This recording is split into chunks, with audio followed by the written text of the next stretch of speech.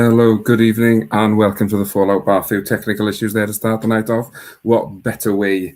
We get an early start and things go wrong. That's exactly what you want, is it? I'm Carwyn, with you after the conclusion of night 15 of this year's Premier League, when the show went to Birmingham. I'm glad to say it's another international festival for you this evening on the Fallout Bar, as we've got Dan and Dave joining us. Good evening to you both. How are you both keeping after this evening's antics on the hockey?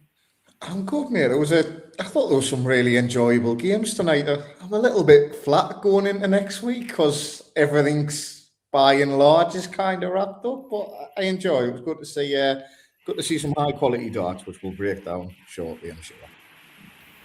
And how are you, Dave? Well, I guess it's not good evening to you. It's good afternoon. How are you over there in the States?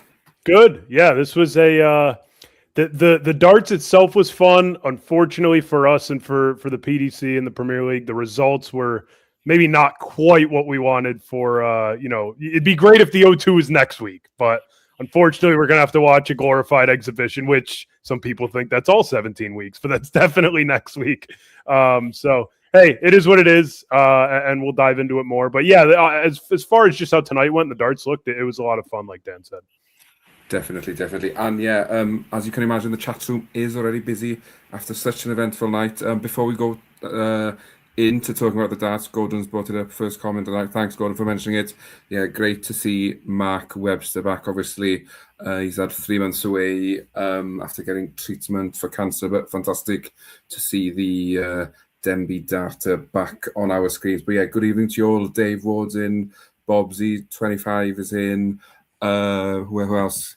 K's in, and yeah, busy. So let's get down to it straight away. In the first game of the evening, so the already eliminated Josh Rock come up against Van Veen, who at the time did still have aspirations of making it to the O2, but in case anybody hasn't watched the darts yet, we won't give too many spoilers away. But yeah, in this first game, it was another defeat for Rock, with Van Veen the winner by 6 legs to 3. And if I come to you, Dan, first, this game, I guess, followed the pattern of how both players' campaigns have gone, where Van Veen playing okay and Rock, unfortunately, not quite at the races again. Yeah, I mean, I feel a little for Josh Rock because he got off to a slow start, and we all know that he improved a bit, probably second half of the campaign, but look, he's getting paid very good money, so I don't feel too bad for him. I'm not going to start any collections or anything, but it must be hard travelling up and down the country when really there's nothing to play for. Van Veen, it felt a little bit too late, too little too late. We've been crying out for these 100+ averages. Where have these been the last 4 or 5 weeks? We could have a very different complexion, and it was a good performance, but you don't want to waste your good performances on Josh Rock in a quarterfinal. No, that's it. I think, Dave, when the lineup was announced, most darts fans would have been quite excited at the prospect of the bouncing Rock and sort of the consistent Van Veen style on the hockey. Hasn't quite gone to plan for either player. As in, would you put that down to maybe first season nerves, and where maybe some of the other players have been there before, know what to expect, and should they be invited back again, which I'm sure both will, would you expect them to fare better in a future campaign? Yeah, I think the kidney stones, the surgery for Jan gives him a bit of a pass. He looks like he's rounding out into form at the right time a little bit here. We've seen a little bit more of a vintage version of him over the last few weeks. And this was, this performance was one of them. I mean, a 102 average, he looked great. It looked like the version of him we saw around Worlds and the beginning of the Premier League campaign. Josh, I think, has done enough to maybe warrant, if he can put something together towards the back half of the year, he's done enough to warrant another invite. But yeah, just the story of their campaigns, unfortunately. And, it's tough because Josh won at the Euro Tour, and you think that maybe that's going to spur him on. I thought one of the last 2 weeks when he was playing Van Veen and Humphries that he was going to have a say in this race. I predicted him to win at least one of them, and he unfortunately lost both. And now it leaves us with a little bit less dramatics for the end of the season. But yeah, a great win for Van Veen, and I think Rock's just got to start focusing on the back half of the year. Yeah, definitely. And obviously, both players will go to night 16 with nothing more than pride and the love of darts to play for. And we'll get on to who they're playing and when they're playing and what have you when we predict later on. Now, the second game of the second quarterfinal of the evening was another, well, I guess they're all big games at this point, but another big game, obviously, Price, who was in third at the start of the evening, and Michael Van Gerwen, who was sitting just outside the playoffs as the evening started, came up against each other, and it was Price who got the better of Van Gerwen by 6 legs to 4. Dave, sort of 87 average for MVG, as in we've talked about him maybe being back, but is this just another, maybe, I don't want to say nail in the coffin of that hope that he is back, but yeah, you're not going to win many games in the Premier League with an 88 average, are you? We called him, I think last week or 2 weeks ago, I called him a drug because he's just, you right when you're like, I'm done, I'm done, I'm so off it, I'm over it.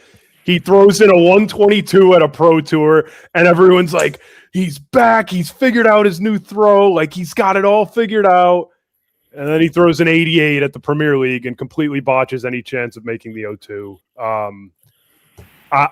He has the widest range of outcomes of any player in the PDC right now, easily. And he can beat anyone on a given day and lose to anyone on a given day. He's one of the only guys you could see losing in the first round of a pro tour or winning the entire day and being like, yeah, it doesn't really surprise me. Like it's remarkable. I don't know. He's got to find some level of consistency because it's going to, he's going to get picked off in one of these majors early on or a few of them. And then it's really going to start, impacting his ranking. I know Phil's talked about, I think it was talked on the live lounge earlier this week about him maybe not being in the top 16 next year with the world final money coming off at the end of the year. So not a great performance. And on the other side, Gezi looking good. Still kind of confused where he's at with his back. I know he mentioned that the World Cup pullout was not due to any health reasons. It doesn't look like it's ailing him when you watch him on the telly. 8 180s, 101 average. 6'4" is a little flattering for MVG. Yeah, great win for Gezi, and Michael's going to have to wait until you assume he's back next year to try to get another shot at the O2.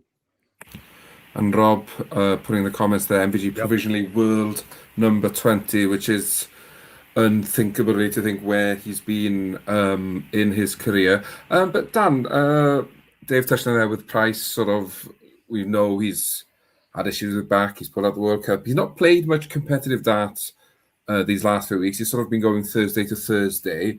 How impressed was it when he sort of looked at his recent results not being great, for him to chuck 8 180s, 101 average, and pretty much with this win, guarantee his playoff spot, although we did need another win to make sure of it? I think it was overall a good performance. I do think there was an element of luck of what MVG was thrown back at him. I think if you add another 7 onto MVG, and that's a 95, he didn't really show much ability to close that game out. He let that get a lot tighter than it needed to be. And if MVG could have found a couple of 12 darters at the end, it could have been different. But it was nice to see Price playing good darts. It's been a few weeks. We obviously, I think it was week 12 or 11, where he possibly put together the greatest Premier League night we've ever seen. It wasn't quite there, but it was nice to see him starting to hit some form at the right time of the season. You want to see players starting to play well. Yeah, and I think sort of 19 missed doubles sums Price's performance up there. As in, if he tightens up the doubles, then yeah, it's not as flattering, and it's probably obviously his average is high, and it looks like a better performance than it was. But after his defeat to Clayton last week, I'm sure he'll be delighted just to take the pressure off week 16 and who knows? We've had a few suggestions in the chat as what could happen next week. Use each other's darts, as James suggests, or we could even, as Gordon's, come in with or play left-handed. So who knows? All will be revealed in week 16. We could have anything, everything, or nothing. Who knows? But back to this evening, and then after two relatively close games, I'll say, on the scoreline. Well, it just went a bit crazy after here. Third match of the evening.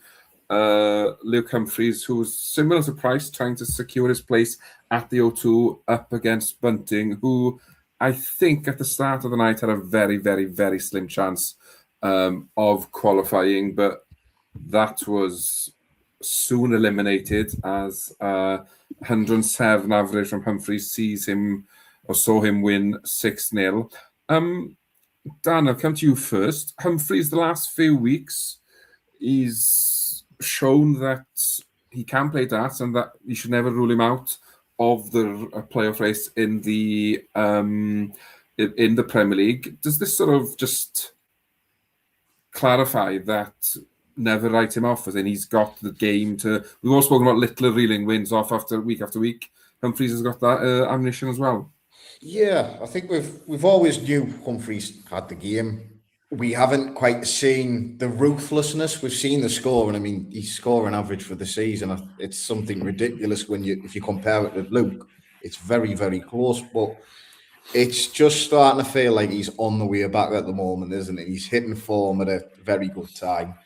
I will say, if you're walking into a night where you need to win the night to qualify for the Premier League, Stephen Bunting is probably the man you want first up. You know, it was someone that doesn't cope with pressure well. Bunting had a little bit of pressure knowing he needed to win. I think, was it that second leg where there were a lot of missed darts at a double, and once it went 2-0 Humphries, it really just felt by how many is he going to win by. It felt like that was any jeopardy of that game was gone at that point. But look, Luke played really, really well in that game, and he absolutely deserved the victory. It's good to see. Yeah, and Dave, obviously Stephen Bunting eliminated as soon as this game finished then. Second year on the bounce, he's not had much impact on the Premier League, and he's probably, admittedly himself, underachieved and not shown what he can do. What is it about the Premier League? Is it the pressure and the fact that he works so hard to get there, and then he can't express himself as he does on the floor or on stage in weekend tournaments, in World Championship, whatever tournament it is? The Premier League seems to hold some sort of stumbling block that we don't see the best of Stephen Bunting. This is really harsh, and it's going to come out maybe not the exact way, because I don't know how else to put it. He's just not good enough. Like, I don't know. I'm at a point where I don't know if it's a mental thing or he's just simply not good enough. I don't know. You know, I thought that way with Josh at the beginning. I thought it was maybe just mental. And I just think Josh is another one who's just not quite at the level of the rest of the Premier League, even on his good days. Like, we've seen Stephen play great, and he just still needs a lot of things to go his way in order to win a night, make a final, like get any meaningful amount of points out of a night. Now, tonight he was poor. He was really bad, even for his standard. But, I mean, Stephen, you've had, we're up to 32 nights since the start of last year to show us, that you belong. And out of that, you're going to end up finishing last year. And, I mean, he still could technically finish eighth. He won't, but he's seventh. He's eliminated with a week to go. He's going to have to win something big in order to warrant any sort of invite back. And even if he does, like, I'm not going to say it's a sure thing, depending on, how everyone else does around him. Again, it's really harsh. I know the whole thing with the People's Champion was kind of funny. I think he's a really likable guy. I think, it's nothing against him as a person. I think he also has a great mentality. He doesn't seem to wilt too much when things aren't going his way. He shows up and he tries his best. I think it's a skill thing at this point. And tough to kind of, I mean, I know we have next week, but to kind of end your campaign in this way when he had a little bit of flickering hope coming into tonight. And class from Cool Hand. I mean, he's really showing tonight in the last few weeks that he's back to his best. Yeah, and I quickly did some googling as you were talking to Dave. In 32 nights of Premier League darts, Stephen Bunting has won 14 matches, and I think that sort of says it all really when you compare that to Humphreys and Price have won 14 this year alone. Sort of tells you where Bunting and the Premier League's relationship is, and it's not looking great. So a shame, as you say, because he is likeable and he has got an army of supporters. But time will tell. Then the fourth quarterfinal. A few weeks ago, Dave, I think I asked you after Clayton had qualified. Oh, he lost the week after he qualified quite heavily. When do we start panicking if Clayton doesn't find any form before finals night? Obviously, last week he got that win against Price, quite comfortable. Then we move on to tonight, and Littler dismantles him 6-0. And Clayton did some errors, both with counting and throwing the darts. But obviously, again, I don't want to take anything away from Luke Littler. He does what he does. Do we start worrying that Clayton's going to reach the O2 with no form whatsoever? Yeah, my concern is, I mean, I think it's pretty clear he's going to go and be the long shot. He's going to be the fourth favorite. I think the only argument is who is second, who's third. I think you could have that all day. I know averages don't tell the whole story, but I think he has the sixth highest average in the Premier League right now. And I'm not taking away from he's clutch when he needs to be. He is kind of that classic, like we see it with James Wade. We saw it with Van Veen earlier in the year where, yeah, he's going to average 5 less than you, but he's going to be with you every step of the way because his timing is just unbelievable. His, ton plus finishing, things like that, bull hitting. Jan and Clayton are probably the two best in the world when it comes to bull hitting. And that stuff's great, but man, when you get to these guys, when you get to the O2, Clayton's so good at, he scoops up points off of Bunting, off of Rock, off of like MVG if he's not on it. Like, he's going to go in at he's going to be the 2 seed. He can't catch Littler for the 1, but he's going to be the 4th. Like, he's going to be the long shot. He's at least avoiding Littler early on. But yeah, he has cooled off a bit, and a lot of those points are from the beginning handful of weeks of the campaign. So I don't think that will bother him. I think it bothers us more than anyone else, and the only one it matters is him. And I've commended him for so long about his positivity and his mindset. So I don't really see it as too much of an issue for his performance. But yeah, it doesn't give you the warm and fuzzy seeing him go out like that in night 15. No, and I guess as well, Dan, O2, longer format, longer games. You want to be going there comfortable that you're going to create chances to win your semi-final. Only 5 darts at a double against Littler, and Littler's only averaged 100. I say only 100. It's not groundbreaking averages from him. It's for a Luke Littler performance. It's probably a B game. So you want to be creating more chances than that if you're going to be competing with the top boys when it comes to the O2. Yeah, I mean, that's the area he needs to improve. I mean, I know he obviously didn't hit a dart at double tonight because he got whitewashed, but I like to think when Johnny's focused, that's not going to be an issue. That's the part of his game you can always rely on. I think Dave summed it up perfectly, to be honest. He knows he needs to work on his scoring. As a Johnny Clayton fan, I think rightfully you're concerned.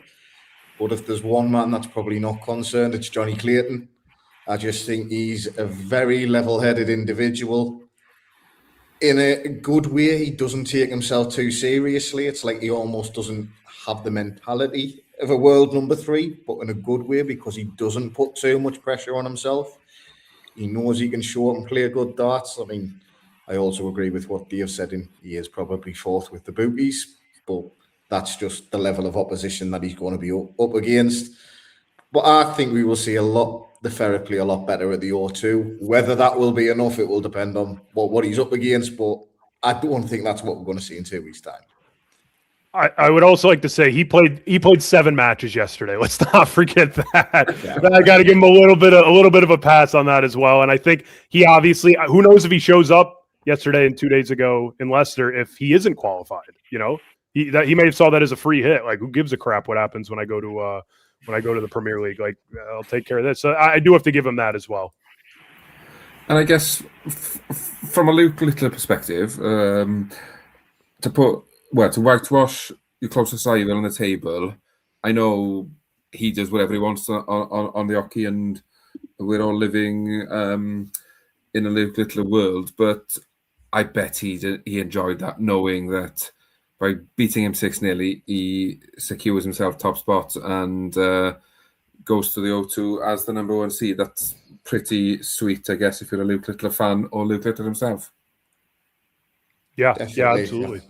I think Luke, it's obvious. I mean, it doesn't feel like 2 months ago we were like, do we need to be worried about Luke? Now he's top the table, won it with a week in hand. But as much as I don't think that result has an impact on Johnny, I think Luke absolutely loves dishing out a whitewash to his closest rival in the table. I think he thrives on it. Not in a malicious way or a nasty way, but I think he likes to assert, I'm the best player in the world. This is what I do. And I think he showed up tonight, and I think he had the eye of the tiger. He really, really wanted to get that 7th nightly win tonight. Yeah, it's crazy to think, isn't it? At one point, there was even worry that neither Luke could make the playoffs. How wrong were we with those predictions? What, but was anyway, it 7th after 7 weeks or 8 weeks? Was it? Yeah, something like that. Yeah, I think at one point they were like 6th and 7th in the table, and nothing more than a semi-final between them. But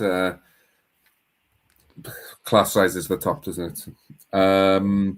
Then, so back to tonight, semi-finals, and Jan van Veen versus Gerwin Price was the first semi-final of the evening, and yes, it was Price that came out on top. One break of throw in the game, coming out a 6-4 winner, ending Van Veen's hopes of making the O2. Dan, if I come to you, a funny old game, and Price is doubling probably what just about dragged him through. Yeah, I think this, although the scoring might not quite have been what it was in the first match, I think this is the Gezi that scares people, where he pins double top first dart on the end of a 100+ combination. When he's doing that, he's so difficult to break. I mean, did he go 5 for 5 off his first 5 I think he started attempts? 5 for 5, yeah.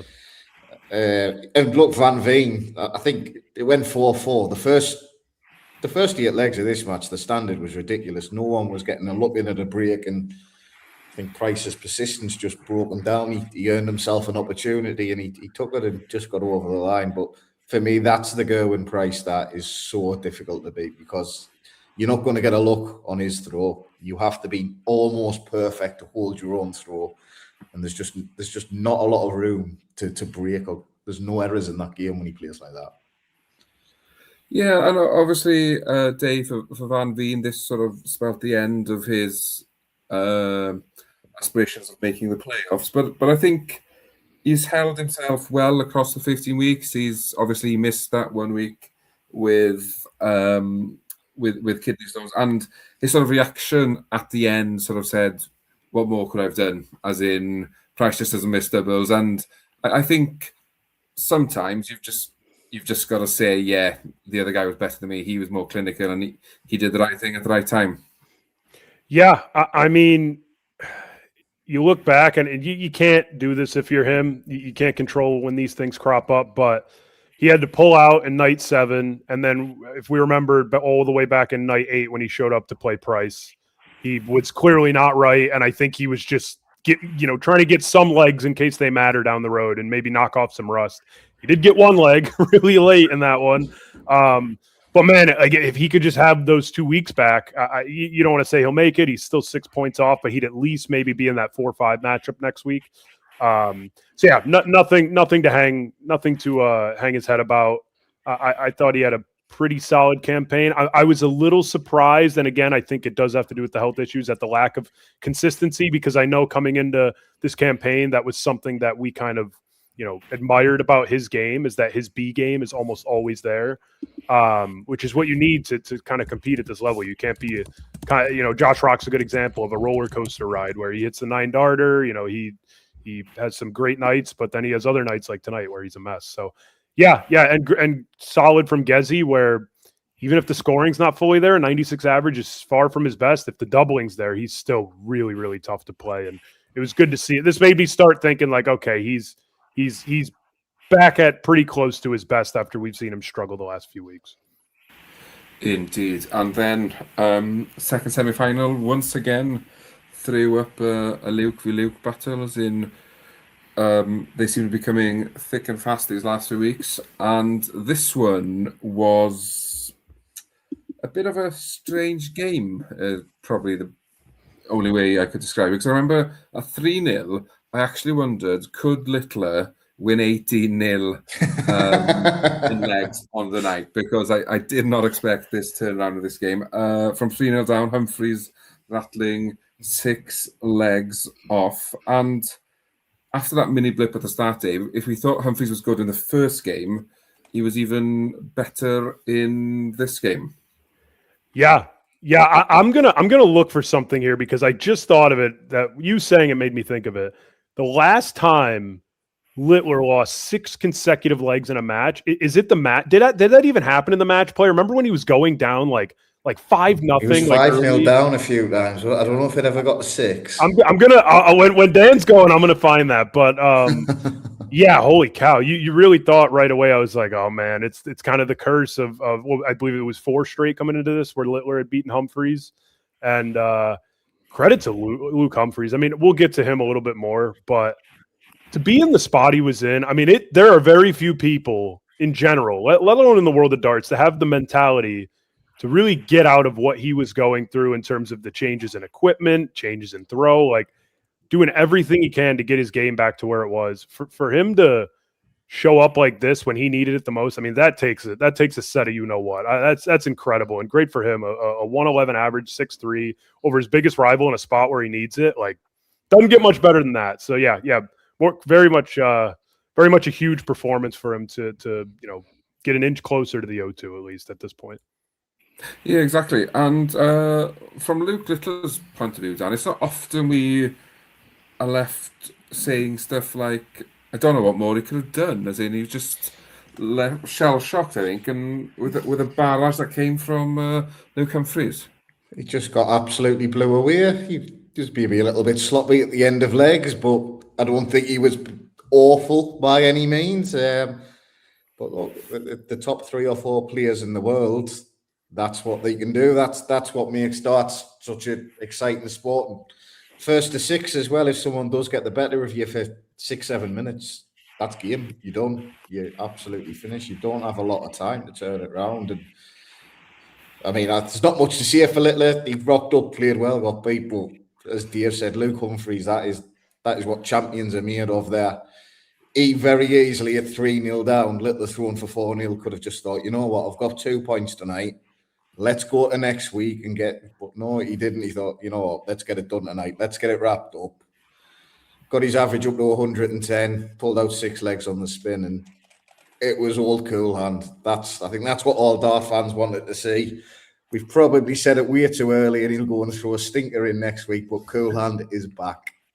Yeah, definitely. And I think for darts, we needed this sort of result, really, because as I think Dave mentioned there, Littler won the last 4, Humphries 3-0 down, could have thrown the towel in, and he finds that, he goes to that place where champions go to really pull it out the bag. And I think, not just the Premier League, but I think for the rest of the year, this is a result we needed, just because I think for Humphries, he needed to know he could do it if his back was against the wall. Because I think in the times he has beaten Littler of late, it's been a last leg decider, and there's not been much breathing space for him. He sort of had to do it in a one-leg shootout, but for him to sort of do it reeling 6 legs off will give him some huge confidence going into next week, and then obviously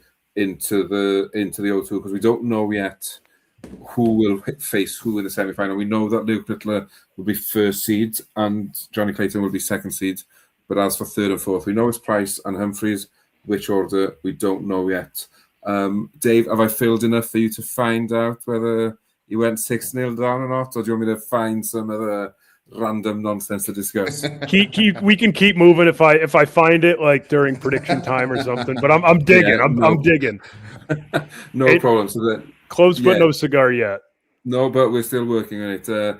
That's the research we do on this show live on the Fallout Bar. You don't get better than that. It's not like and then obviously or anything silly the final, the final this evening contested between Gerwyn Price, who had qualified by this point, and the Luke Humphries, knowing that a win would secure his place at the O2. And it was indeed cool hand Luke got the better of the Welshman by 6 legs to 4.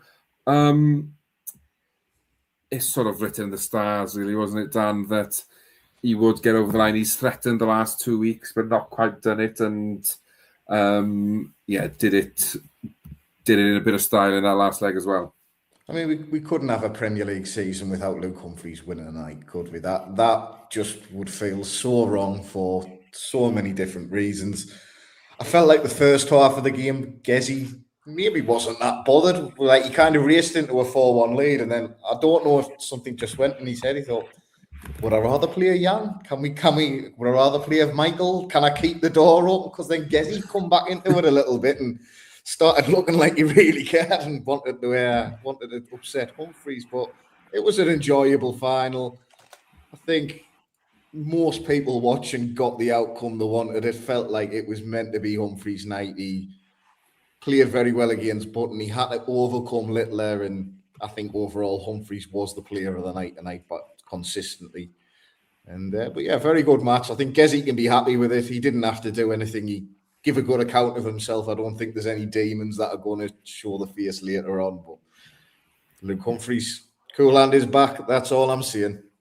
And I think that'll be the title of many an article written about the Premier League either tonight or tomorrow. Dave, Price is often seen as the villain, but he seemed very happy when that 117 went in for Luke and gave him a big hug, and they were laughing and joking as in, is his pantomime villain's gone now, is he?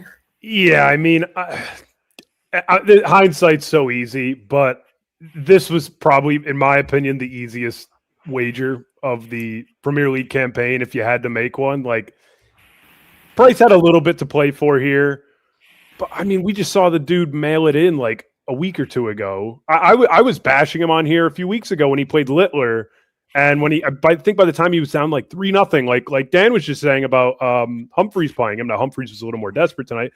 He wasn't doing his prep. He was like, I said it was almost DRA fine level. Like it was bad in my opinion. He looked like he had a foot out the door on half of his throws. And tonight I'm like, man, if there's anyone, no offense to him, if there's anyone who doesn't care about how he gets there and just wants to get on with it, it's Gezi Price. So he actually was at it a little more than I thought in this one. He had some spells where he was looking pretty good. What was it?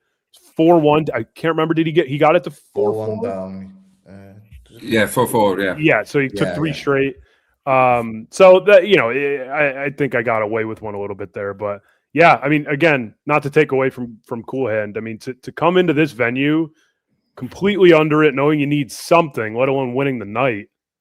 I mean, that's as good as it gets. And that's just the, form is temporary, class is forever. You always hear that. He's kind of a spitting image of that in this campaign, because you just always knew he was going to find his way into this race and ultimately at the O2. And so, congrats to him. And the PDC. I'm what you're looking at the bracket here. It's, if you ask the PDC to draw up their worst nightmare, this might be it. This is pretty brutal viewing for next week. I know 3 and 4 are up for grabs, which does basically impact who gets spanked by the little kid in the first round at the O2, but not much other than like Carwin said earlier, a whole lot of pride. And I think though, I think that's what happened at 4-1 down. Price realised, if I win tonight, it almost guarantees I avoid Littler in the semi-final. But by that time, he was too far down, and it just gives us something to play for next week. It's very, very slim, but when your 4 semi-finalists are already settled, you take the little wins in life. But that concludes this evening's action and takes us on very nicely to next week.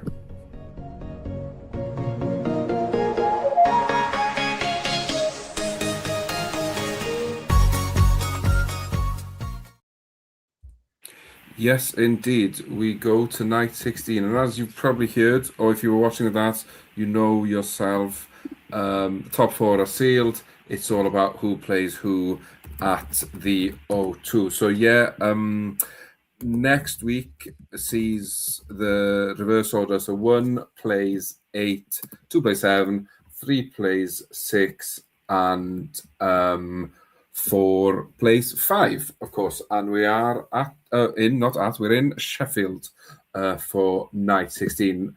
Now, I'm not sure if this is the confirmed order, but this is how I see them on my screen. So we'll go through all 4. We'll then pick a finalist and we'll pick the winner of the night. So on my list here, it's got Luke Littler versus Josh Rock first. Dan, I'll come to you first. You were nodding there, as in, do we see any hope of a firework display from Rock to finish the campaign? Absolutely not. Littler is one of the few players that will be coming in hungry next week. He won 7 nightly wins for the season. I think a lot of people will have the bags packed or will be content with what's been achieved. I think we're going to get Littler 6-2. I think they'll be comfortable. 6-2. Dave, do you agree with Dan, or are you seeing something slightly different? It's so hard with these, like, I do think Littler cares. Like, even if he's first, he's got that, like, he's slowly proving he has that, like, mental illness that MVG and Phil Taylor have, where, like, they just don't care. They do whatever it is, they just need to win. And I don't think he cares. I don't think he needs very much motivation. He'll make it up if he has to, which he's done in the past.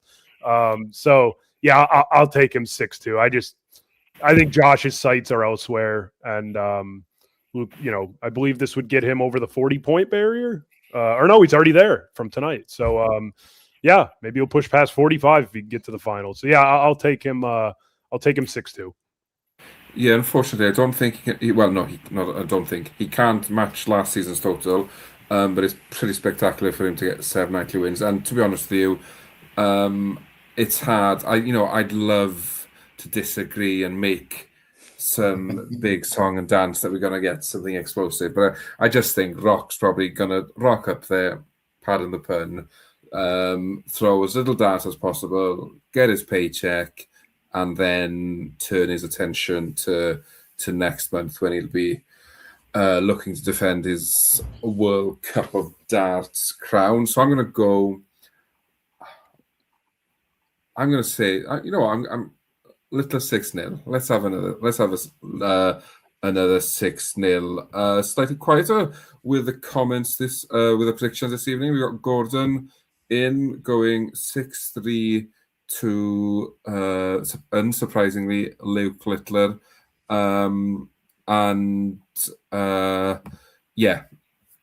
Hard to see anything but a Luke Littler win there. Bobsy's come in. He's been talking to our friends AI about Luke Littler, and it said before tonight, the last time Luke Littler lost 6 consecutive legs after leading was in the 2024 Grand Slam of Darts semi-final against Gary Anderson. Now, I'm not going to say that AI is right or that AI is wrong, but that is pretty impressive. An impressive run to have gone almost 2 years without losing 6 consecutive legs. Thanks for that Bobsy. And also coming in with a prediction for the first game, Luke Littler 6-2, like you both joining me tonight. So the second quarterfinal sees Luke Humphries take on Michael Van Gogh. And Humphries, of course, one of the 2 players who has something to play for. Dave, is Humphries going to go back-to-back, or is Van Gogh going to somehow find a win just to save face? Michael's just another one of those. He's similar to Gezi, where when he doesn't care, he just doesn't care. Like, you can't get him to care. I know that's that's a little maybe newer of him, and it's also because I mean, how many times has he found himself in a spot in the Premier League where he has nothing to play for in a bad way? Usually, it's the other way where he's top of the table and it's night 13 or whatever. But yeah, I'll take Humphreys because he I think he cares a little bit more about. This is where you got to get kind of weird with your predictions because you have to get a little into the weeds. Like, I think he cares a little bit more about putting on a show. I think he also wants to keep his form up. I think he wants to use it as sort of the exhibition that it is because he, at the end of the day, he has something to prepare for, and MVG doesn't. So, MVG's looking at, the World Cup in a few weeks. He's looking at the match play. Like, Humphreys isn't there yet. He probably hasn't thought about either of those at all. So, yeah, I'll take Humphreys 6-3. 60 Humphreys. Dan, agree with Dave or going the other way? I mean, Michael, you can't predict what Michael's going to do. Michael doesn't even know what Michael's going to do before he throws a dart, and I think that's half the issue. I think Humphreys, as much as I have been on the cool hands back train, I think we'll see a little bit of a come down next week. I don't think he's going to go on average 110s. I think there'll be a bit of a adrenaline dump after tonight, but I think he's going to edge him out 6-5. I think it'll be close. But Humphreys to win. Yeah, I'm with you both. I actually think the prospect of Johnny Clayton in the semi-final and then beating Luke in the final, Littler that is, appeals to Humphreys. I think he'd rather Littler in the final, having had a game and there's bad. I know Littler will as well, but I feel like that's his target. And I also think the fact, if this is correct, the fact he's playing before Price, he will want to turn up the heat on Price, who has to face Van Veen. So I think Humphreys wins quite comfortable. And I'm going to go 6-2 Luke Humphreys. So let's have a look in the chat. I think, yeah, people are agreeing with us. Gordon's got it closer than me, but not as close as you, Dan. 6-4 to Luke Humphreys, and Bobsy 25 going with the Humphrey 6-3. Yeah, a lot of people sort of discussing the format. I'm sure they'll talk about that on the live lounge and potentially after this campaign has finished. But yeah, I'm sure PDC will be looking at that because obviously what you don't want is what we've got now when we're getting to week 16 and not really much to play for. Third quarterfinal, Johnny Clayton taking on Stephen Bunting, and I'll go first this time because it's Johnny Clayton. Why not? Yeah, I think I expect to see more of a Clayton last week's Clayton compared to tonight's Clayton. I think it's just one of those nights where, as I think it was Dave who mentioned, he played 7 matches of darts yesterday.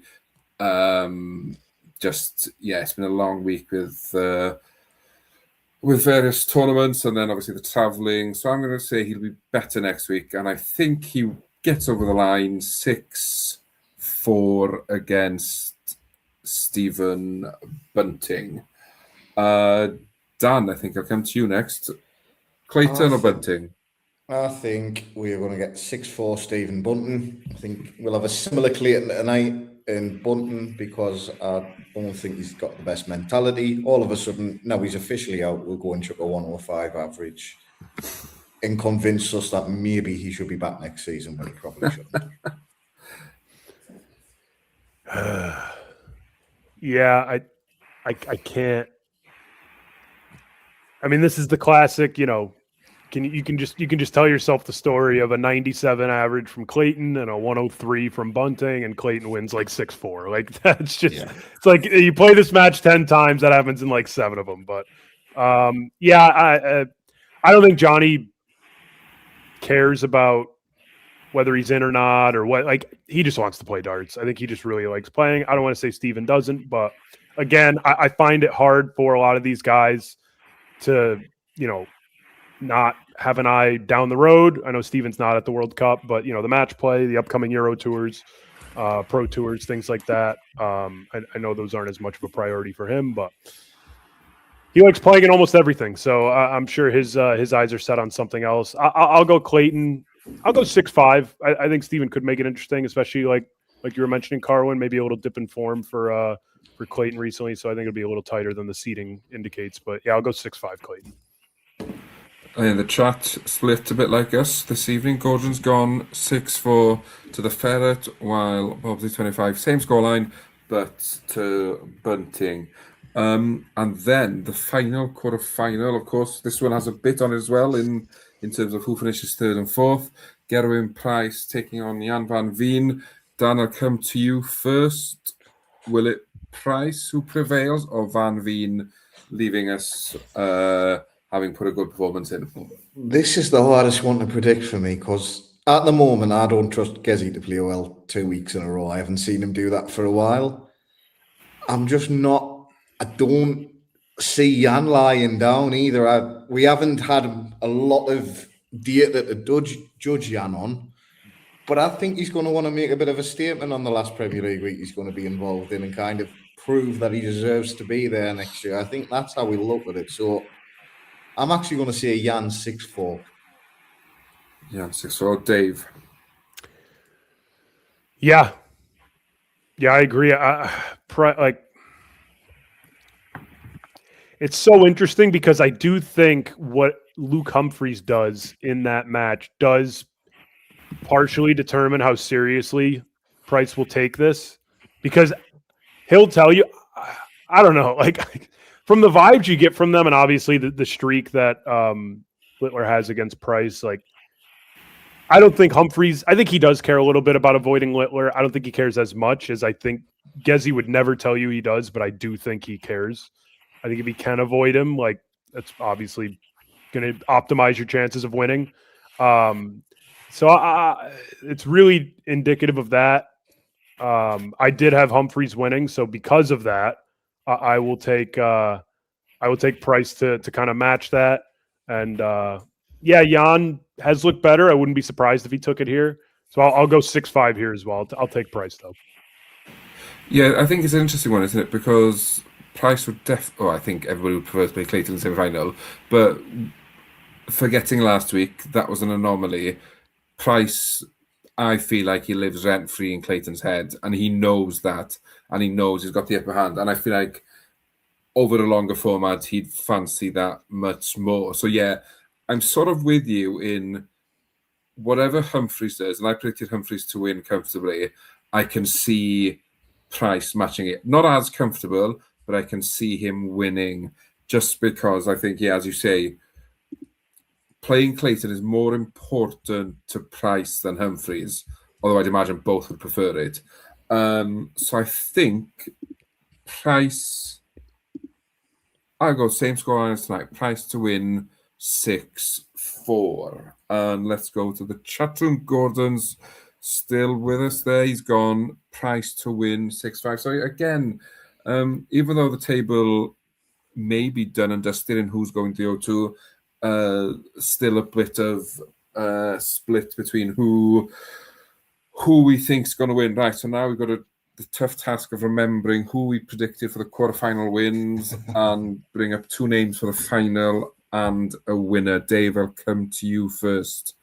Yeah, who are the two finalists and who wins the final league night of the season, of the year even? So I believe for no way, would this be for a 6th week running Luke v. Luke? Is that correct? Yeah, I'm I think so. Yeah, definitely 5th, if not 6th. Yeah, that would be remarkable. I think Luke's been the only person to beat Humphries for like the last 5 weeks, and every week he's run into him. So I have them meeting up again. Yeah, I have to take Littler. I don't really think he did much wrong tonight. He almost averaged a ton in the loss. He just kind of ran into an unplayable Humphries performance, which we've seen doesn't come quite as easy as it used to. I may bite my tongue saying that next week, but I'll take Littler. I'll take him 6-4 in that one, and then I will take. I think I went pretty lame here. I think I have Clayton and Price. I went all top 4. Yeah, I'll take Price. I can't believe it, but I'll take him, and then I will take Littler to handle Price in the final, which would extend the streak to what is it, like 16 of 17. Is that what we're up to now, or something crazy like that? But it is interesting the mind games we might see if Price can get one off Littler, if they meet in the final, or if Humphreys can beat Littler again. Any of those combinations of matchups we might see at the O2, like, could be interesting to see how that plays into them playing each other next week, and if there's any psychology to, like Littler 6-0 in Clayton. Does he scared more now to play Littler in next week or in 2 weeks? So yeah, interesting to see. But I'll take Littler 6-5 over Price in the final. 6-5 Price in the final. Dan, I think you had a few different. I've got a few different. I think first of all, we absolutely have to shout out Bobsy, because he's the only man that actually does any research on. Oh wow, fair play, so Bobsy. we need to give him some credit there, I think. Best of 11 game. Littler lost 6-3 with 3-0 up against Gezi in the 2025 Nottingham Premier League night final. That's a great find. I don't even know if it's true, but I'm going to believe you, Bobsy, because you put the effort in. I'm looking back on a site, but it doesn't. Some of the matchups, it doesn't have like the individual legs. So like some players' championship. I'm back for I believe it was it Bobsy who said the 2020. I'm back at like almost the 2025 World Championships, and I found a few 5 legs, but I haven't found 6. So that's how rare it is. I guess that's what our conclusion can be. Right. So predictions. So I have Luke Littler to beat Humphreys in the semi-final. Typical Luke v Luke game, 6-5. I think it'll be very close. I think Luke Littler will just, as typical Carwin, do the right thing at the right time at the death and pull away. He'll go 180, 140 in the deciding leg and just cruise to a victory. So I've then got Bunton Van Veen. I think Van Veen is a terrible style matchup for Stephen Bunton. He's just far too clinical on the outer ring. So he will beat Bunton 6-4. We'll get Littler versus Van Veen, which we've all been wanting, even though the drama has died down. And Luke will defeat him 6-3 to have 7 nightly wins for his Premier League campaign. So this is going to be awfully boring, because I actually think next week's semi-finals is a taster for what will come the week after, in the fact that you'll have an All-England semi-final and an All-Welsh semi-final. And I think on both occasions, Littler and Price win their respective semi-finals. I think Littler wins 6-4 next week. I think Price might put a bit of a statement in, and he'll beat Clayton 6-2. And I then think Littler continues his domination over Gerwyn Price with a 6-3 win. And yes, like the two of you have said, Luke Littler gets his 7th nightly win of the year. We're really boring, aren't we? Just picking Luke to win. That's it.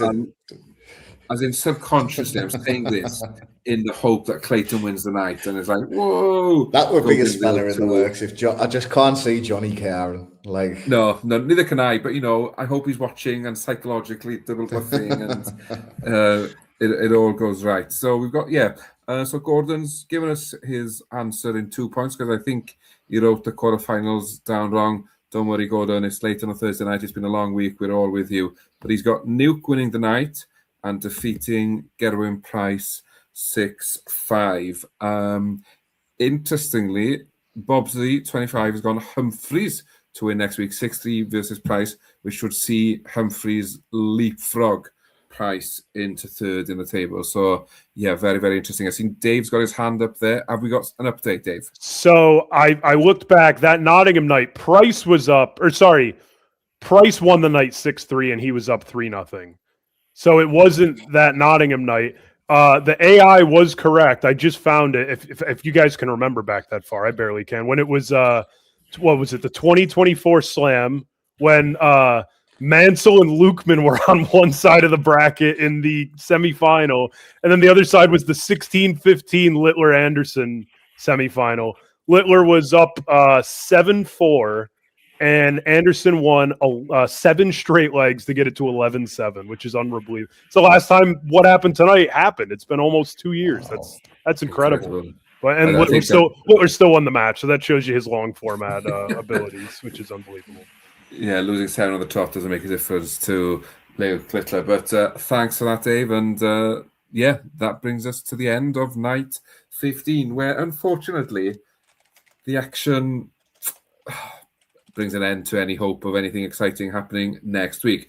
Anyway, but we will be back next week after night 16. Who will be back? Who knows? The action's in Sheffield, but somebody will be here to talk you through it all, to get your predictions for the big playoff night at the O2 the following week. But yeah, Dan, Dave, thank you very much both for your time as usual. Of course. Thank you all very much in the chat for getting involved. Without you, there is no point us sitting here talking nonsense for just about an hour about darts. But until next week, have a good evening. See you soon.